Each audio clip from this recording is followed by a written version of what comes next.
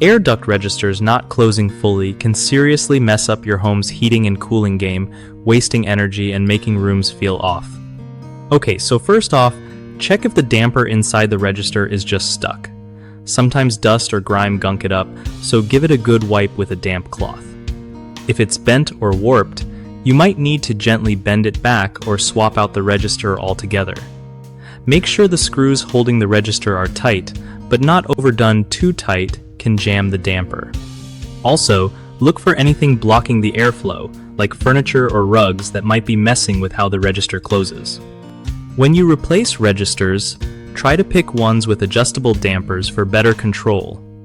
If you're dealing with metal registers, be careful not to cut yourself when handling them. Lastly, don't forget to check the size. A register that's too big or small won't close properly, so measure your duct openings before buying new parts. One of the biggest problems with air duct registers not closing fully is dirty or stuck dampers. Just cleaning them up usually solves the issue fast. Another common mistake is using the wrong size register, which causes gaps and incomplete closing. Always measure twice before buying. A third issue is over-tightening screws, which can bend or jam the damper. Loosening them just a bit often fixes the problem without causing damage.